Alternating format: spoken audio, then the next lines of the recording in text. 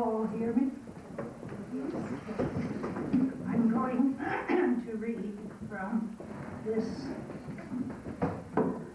book here, excuse me, which the original text was written by Esther Williams, and it has been updated by Jennifer Diggs. And I will give you the early years in North Dakota.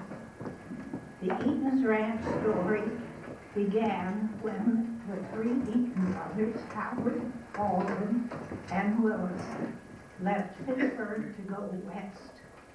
Their father, F.H. Eaton, had a dry goods store in Pittsburgh, and a grandfather, Timothy Alden, was a founder of Allegheny College.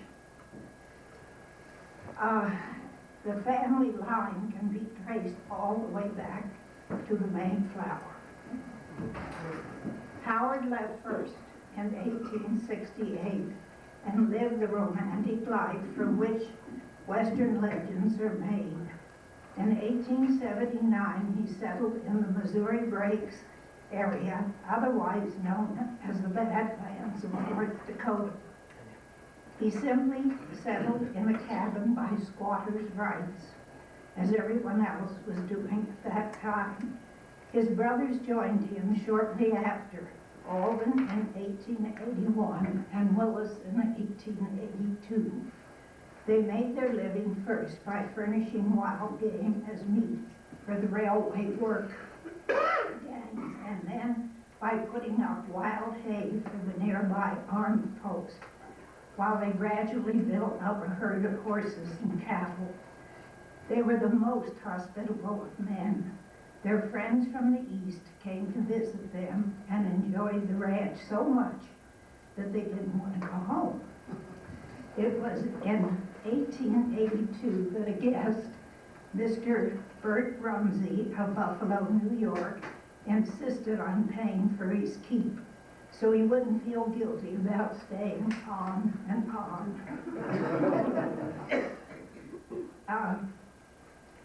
Since all the entertaining was obviously a drain on the Eatons, although the brothers were reluctant to accept money, something had to be done, so they agreed, and the Dude Ranch industry was born. The brothers are even credited with first using the term dude to apply to an early Eastern visitor, as opposed to other terms for Easterners, so many of them were called.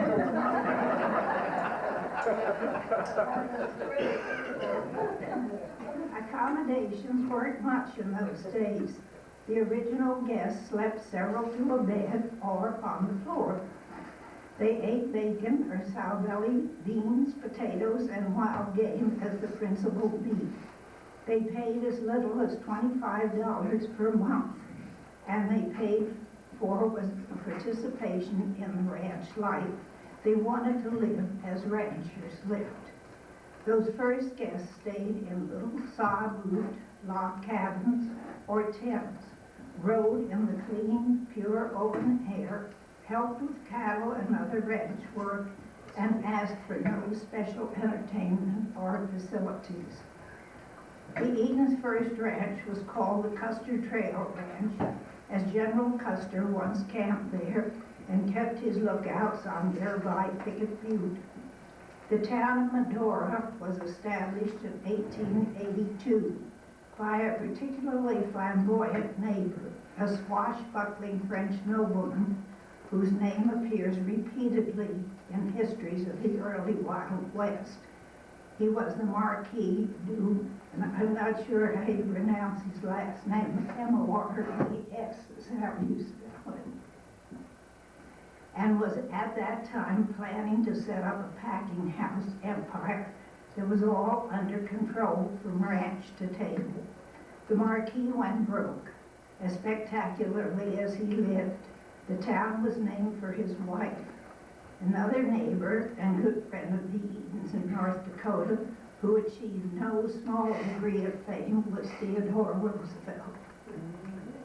The brothers were primarily in the horse business at first, and romance entered Alden's life when he and Howard delivered a carload of horses to Will Brown of Kingwood, West Virginia. The woman he met was Mary Brown, and the following account is in her own words. And she wrote, "We were having a Halloween spook party before my 19th birthday, and we asked old Aunt Susie to tell our fortunes. She'd been a slave in the Fairfax family and seemed about 100 years old to us. She looked at us and then gazed off into space and said, 'Miss Mary will be married before any of you. She will marry a man out of the West, and he will have blue eyes.' The next day, when 5 of us trooped into our house about supper time, 2 strange men were there with my brother, who'd been on a hunting trip to North Dakota earlier in the year and had purchased a carload of unbroken Western horses. The men were Howard and Alden Eaton. When the men went to their rooms that night, Alden said to Howard, 'I've always said I would never marry a girl with red hair, especially curly red hair, but I'm going to marry Mame.' And he said, added, 'if she will have me.' And on December 19th, they were married. This is the way Aunt Mame entered the Eaton family. Aunt Mame's sister, Aunt Minnie, the girls were not actually the Browns' children. Their mother died leaving a house full of children, and the Browns took Minnie in to help out. Aunt Minnie used to tell me this story herself. She had lovely, beautiful blonde hair with curls, and was very feminine looking. Aunt Mame was the tomboy. But Aunt Minnie was so homesick she cried constantly, so they exchanged her for Mame.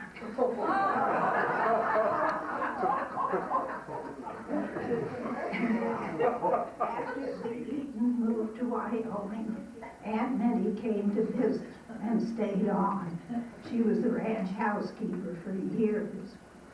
Alden and Mame did not move to North Dakota right after their wedding. Mame's mother would not hear of her daughter going to the wild and untamed West. When their son, William Alden, was born, Alden wired his brothers in Medora saying, "It's a boy, with a voice like a foghorn and a head like a scoria butte." The family moved back to North Dakota when young Bill, who grew to become Big Bill, was about a year and a half old. There were 9 brothers and sisters in the Eaton family, and most of them spent time at the ranch. The custom of calling that generation aunt and uncle took hold in the very early years, and everyone, including Dews, addressed them as such. These same Eatons were naturals of the business of helping other people have a good time.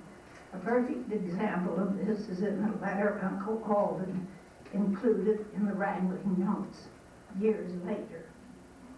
Howard was a great fellow to gather in friends, and if there was anybody within 100 miles that hadn't any family or was likely to be lonesome on Christmas, Howard would ask him to ride over and join us. He'd usually forget how many people he'd asked to come, so we played safe and had plenty of food on hand. And there were few Christmas days that we didn't wind up with 40 or 45 people for dinner, counting kids and stray cowboys, which was quite a gathering for that sparsely settled country. They had some pretty hard times in those days, especially with the rough winters. Uncle Alden told a story about when his saddle horse broke through the ice of the Cannonball River. He was far from home hunting horses when they fell in. It was a cool swim to shore, but his horse carried him through safely. By the time he reached the nearest settler's house, 25 miles distant, The sun had dropped and it was 20 degrees below zero. When he rode up to the cabin and called for help, he was so stiff with ice that they just lifted the saddle off with him and set them both by the fire. Uncle Alden's sport was a true story. He also used to tell another story about the winters in North Dakota. I remember one day when your Aunt Mame and I drove over to the Pellisier Ranch for dinner. We had a homemade bobsled, and you can guess that it didn't have an electric heater or glass windows that rolled out with a touch of your finger. There were hot stones at our feet, and we had plenty of buffalo robes. But otherwise, we just sat up there with the fresh air all around us. Bill was a baby then, and Aunt Mame held him on her lap. We hadn't thought to look at the thermometer before leaving. We knew it was cold, but there wasn't a breath of breeze stirring, and the only sound anywhere was the creak of the harness and the crush of the runners in the snow. When we reached the ranch, Pete hustled us into the house and brought the thermometer for us to see. It read 50 degrees below zero. We felt colder after that. Sitting beside a big fire in the ranch house, and we felt all the way there. Almost everyone who knows anything about the early days of ranching in this country has heard about the winter of '86 and '87 that wiped out so many of the big cattle ranches and changed the entire pattern of ranching on the plains. Well, it hit the Eatons too. They went into the winter with 1,500 head of cattle trailed up from Texas, and in the spring they had 150. That was all. That wasn't all either. They had a fire the same year that burned the ranch house. They did a lot of hunting then, and there was so much ammunition stored in the house that it was impossible to fight the flames. They lost everything in the house. There isn't much of any place to go after a catastrophe like that except up. So up they came again. There's no question that having dudes was a salvation to some of the ranchers, as well as in later hard times. Many ranchers used to keep a few dudes, and it really helped out at times. Now this is when they moved to Sheridan. No one is sure exactly why the Eaton brothers decided to look for another place for the ranch home. It was possibly just to be closer to Yellowstone Park, as Howard was taking pack trips to Yellowstone, the first in 1883. There is still a trail in Yellowstone Park named for Howard Eaton. The trailhead is located at the fishing bridge on Yellowstone Lake. No matter what the reason for searching, they found the Sheridan area during their travels. William Curtis, a close neighbor who held the longest residence record on Wolf Creek, came west from Point Pleasant, New Jersey. He homesteaded in the Bighorn Valley in 1883. William remembered that the first settler of what is now Eaton's Ranch was a man who operated a sawmill and a flour mill. It is believed that the original sawmill building, repaired and altered from time to time, first served the ranch as a stable. It was then used as the ranch office until 1990, when it was torn down and replaced. The old building, owned by a man named Oscar DeVoe, when the Eatons bought it, had simply worn out. The big stone house was already here when the Eaton brothers found their new ranch location. The rock for the house had been quarried on the ranch, which was at that time a farm and completely unsuitable for dudes. The Eatons announced the year they moved that they weren't taking any guests. but the dudes decreed it otherwise. In spite of standing by to repel orders, some 70 of them came to the new ranch. They slept in tents and on the ground, ate off of ironing boards or anything else that would hold a plate, and cleaned the new cabins as soon as the builders moved out so they could move right in. They filled lamps and helped with beds and dishes, and they paid for the privilege of doing so. The original pipe cabins were the first ones to be built. A crew of carpenters put them up for $100 each, and they were just a series of little square rooms made from logs with no foundation at all. In the early days, everyone had to be an all-around hand, ready to work at anything that needed to be done. When the Eaton brothers first moved here, the ranch raised a garden, did all their own butchering, raised their own chickens, and kept a dairy. They even took their own wheat to the mill where it was ground into flour. Gradually, all of those things passed by because of the seasonal nature of the ranch. It is cool here, and the garden didn't come on when it was most needed. So after the dudes left, the family had a surplus of food they didn't know what to do with. The butchering caused problems as the dudes gradually came to prefer the more expensive cuts of meat, leaving too much boiling beef and hamburger to be used. Then the family had to find a winter market for all the milk and eggs, and that got to be a big headache. The ranch used to raise many of its horses. They had a big herd of mares and their own stallion, and they raised a lot of colts. The wranglers were all ranch boys, and they broke the colts. At times, the horse herd numbered around 500. These days, it just doesn't pay to try to raise your own horses. It takes 5 to 7 years for a horse to be safe enough to be due out, and it is easier to buy them. It is also safer not to have the broncs around. The Eaton's herd is all geldings except for an occasional private horse that might be a mare. Eaton's put up its own ice off the pond until 1969, when the ice freezing machines were bought. That was one terrific job. The ice pond had to be kept clean. The first ice floated off to get rid of leaves and such things. Then all of the ice had to be cut into blocks, hauled up and stored in sawdust in the ice house, the building that is now the coffee shop and the gift shop. During the winter of 1934, the weather was so warm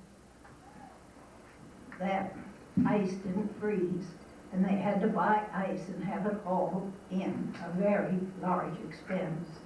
Blocks of ice are still delivered to old-fashioned ice boxes on the porches of many cabins. The men who worked at the ranch had to be able to work at all of those jobs, not only at the corral. They helped with the spring cleaning, which involves painting and fixing cabins, among many other annual tasks. If there was a water line freeze, it could be quite a chore to get it thawed out. The ranch also used to do all of the guest laundry, necessitating 13 or 14 girls working in the laundry alone. The Yellowstone and Glacier Park trips were really big in the early days. Howard ran a pretty deluxe outfit, and wait till you hear this. The dudes rode horseback, of course, but wagons were sent ahead and the help to put up tents before the dudes arrived. There was a big cook tent, another large tent where they fed everyone. The tables consisted of sawhorses with boards across the top, covered with oilcloth, and everyone sat on camp chairs. There was a dressing tent for the men, one for the women, as well as 2 additional tents used as bathrooms. There was even hot water for the dudes to clean up. Now this is all in the early years. The Glacier Park trips didn't begin right away because there were no roads, only trails. Once they did begin, however, they were quite popular. They had one time when Patty Eaton's brother, Bud Orson, was along, and the glacier wasn't even a park yet, but a man named Brewster had a concession of some kind, so they had to use his horses. This meant they couldn't use the regular Eaton's dude horses, so couldn't predict the behavior of the animals. Some of Brewster's horses were completely unbroken and had never even had a saddle on before. The broncs were packed with supplies and immediately started bucking all over the place. A few of the packs came undone, scattering belongings everywhere. The guests' clothes and personal belongings were packed in war bags, which were just flour sacks. The boys went about gathering everything up and jamming it together every which way because they couldn't tell what belonged to whom. It was a real mess. If there had been many like that, Howard would have had quite a different reputation. After Uncle Howard died, Willis Pelletier took the trips for a while. He was the son of Aunt Hattie, the youngest Eaton sister. When they took those original Yellowstone trips, they took everything over on the train. This included horses, guests, and all supplies needed to pack through the park. The train left from Manchester, stopped in Gardner, Montana. When automobiles became more widely used in later years, Eaton's often made all the arrangements for a trip and took people through the park in ranch cars. These days, dudes who want to go through Yellowstone make their own arrangements. And with that, I turn it over to my son. Oh, right. Okay.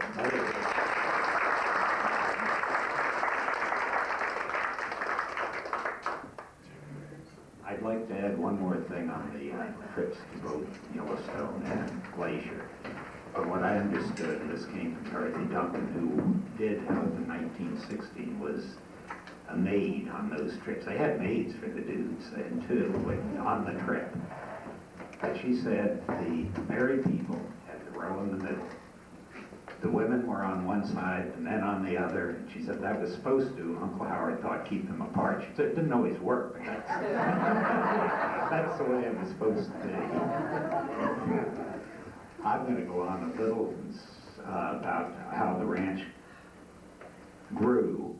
When they first bought it, there was around 2,000 acres. And they kept adding, people would want to sell or that, and they leased for a while, and finally we bought most of the leases to make the ranch 7,000 acres, the one that's what we use here now. In 1925, we bought approximately 17,000 acres. A lot of this, not a lot, but about 6,000 BLM and 11,000 deeded down between Arvada and Gillette.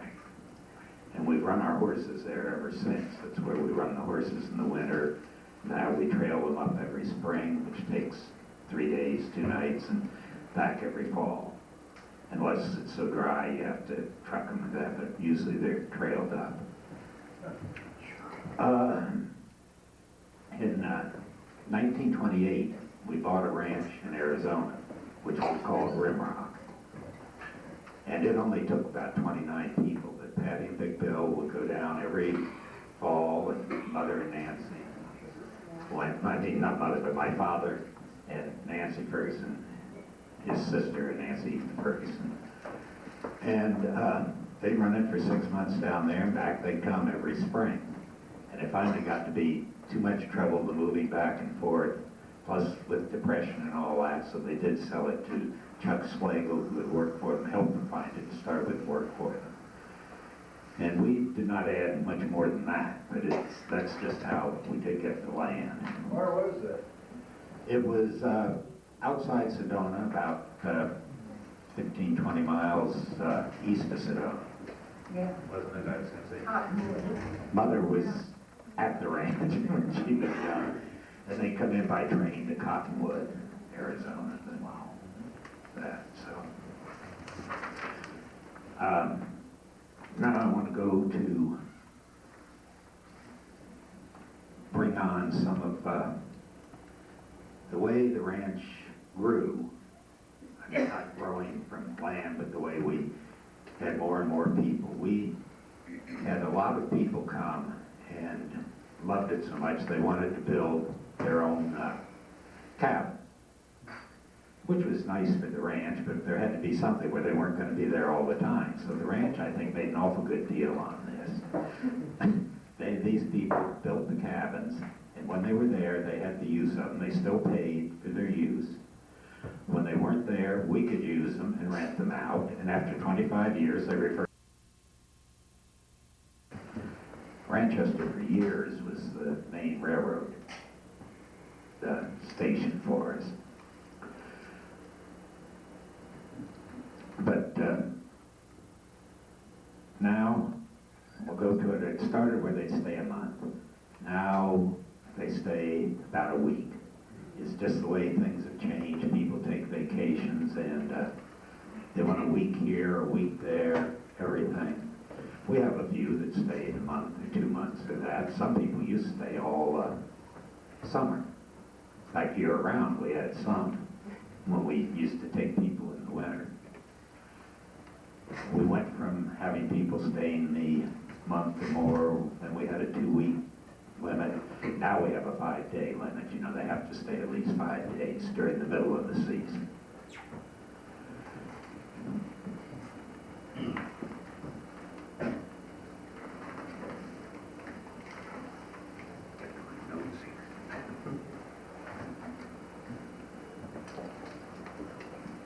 We do have 51 new cabins.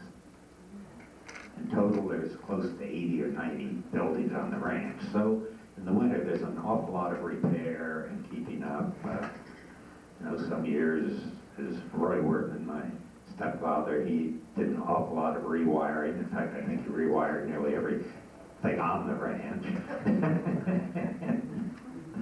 With all that, you have to repair, paint. In the winter, it used to be you had ice, which I'm very glad we don't anymore. Once we got electricity from Montana, Dakota, we used to make our own electricity, which was DC current. We had a pipeline run down the canyon. And every time the water would get up, you'd have to have someone up there keeping the screens clean, or the lights would get dimmer and dimmer. And also being the DC current, why it was a little hard to get things to run on it, especially with so many places went to AC. So we were happy in 1968.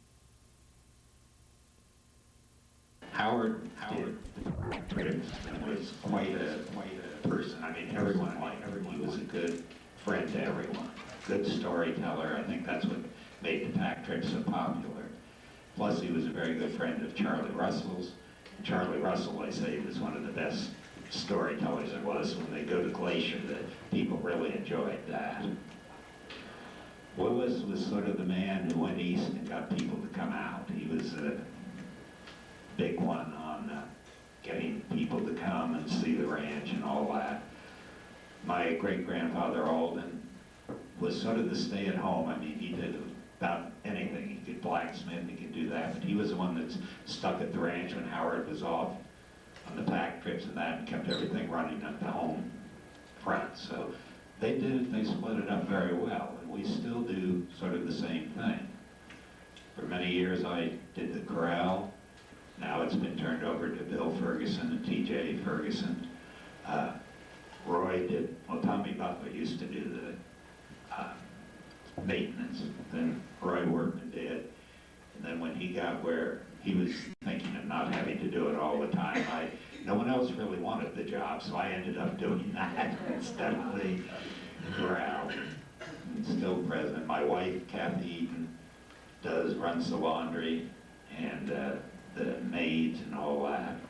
Now the laundry does not have 14 women doing that because everyone does their own. We have a guest laundry, a coin laundry, and that. the people that work there just do the sheets, towels, napkins, all things like that, but none for the guests. Jeff Way, who's the ranch manager, is also the treasurer. And Jeff is getting back into the, it's hard to say. You need to buy the book to look at the whole family tree. But we've all got jobs, and it's always run that way. Instead of having someone try to do it all, it's always been split up. And it's worked for over 100 years, so I guess it's still a good way to do it. Just one more little thing, and that's just sort of what we do through the year, and then I'll open it to questions. Fall, as I said, we have all those cabins. We have to close them down because most of them aren't winterized, so you're draining them and everything else, and send the horses to a cheetah. We do a lot of our cattle work in the fall. We do take some hunters, so not many, but we do, so we have that. Winter, we cut out our napkin rings, which every guest gets a napkin ring when they come, where they can sit and they get to take them home. That's quite a job. You're cutting out about 1,200 napkin rings. The repair work, like I said, the paint work, all that. Spring is turning all the cabins back on again. So how many things you forgot to drain and how many pipes, why, especially since I took over, that's what.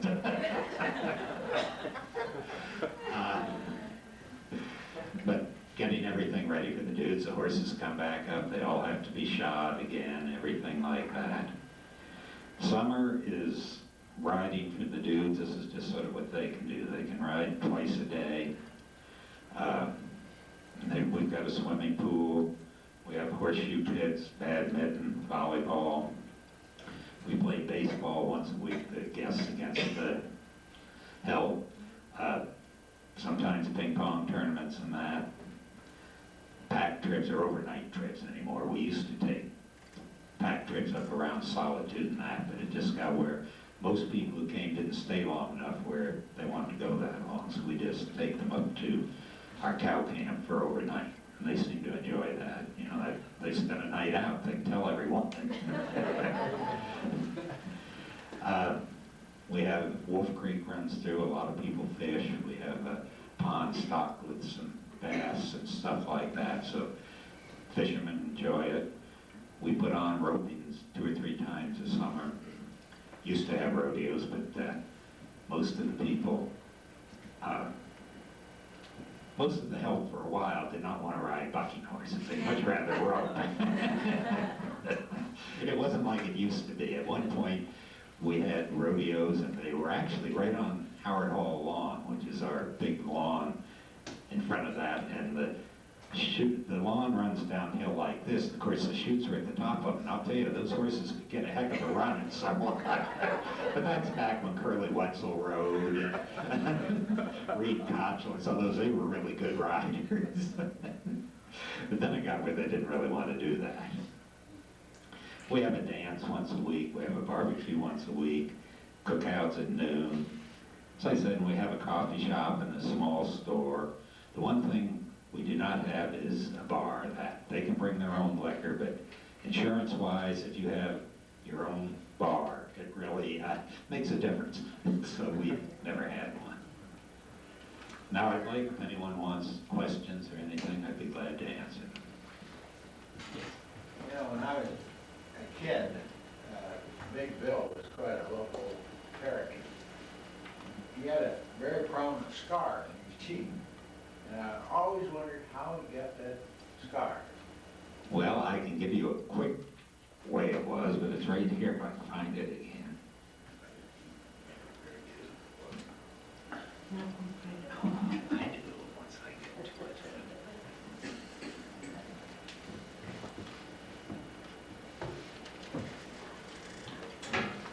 So did you bring copies of the book?